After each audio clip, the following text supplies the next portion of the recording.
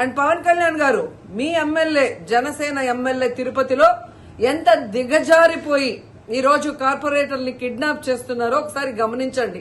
నిజంగా మీరు చెప్పుకున్నట్టు చంద్రబాబు నాయుడు, లోకేష్, పవన్ కళ్యాణ్ మాకు 93% సీట్స్ వచ్చినాయి మొన్న ఎమ్మెల్యే ఎంపీ ఎలక్షన్ లో అన్నారు.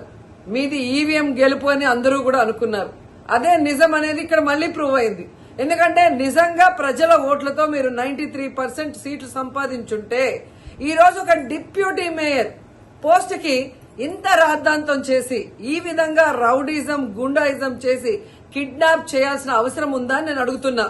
మీకు దమ్ము ధైర్యం ఉంటే, ప్రజలు మీ పక్షాన ఉన్నారు, మీ ప్రభుత్వం సక్రమంగా పనిచేస్తుంది, ఇచ్చిన హామీలు నెరవేరుస్తుంది అని మీరు నమ్ముంటే ఈ కార్పొరేటర్లతో రాజీనామా చేయించి మీ గుర్తు మీద గెలిపించుకొని మీరు ఎన్నికలు జరిపించుంటే ప్రతి ఒక్కరు మిమ్మల్ని శభాషను ఉంటారు.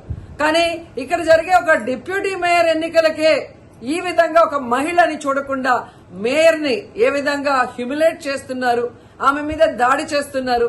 అలాగే ఒక దళిత ఎంపీ గురుమూర్తి గారి మీద ఎలా బూతులతో తిట్టి దాడి చేస్తున్నారో టీవీలో అందరూ గమనిస్తున్నారు.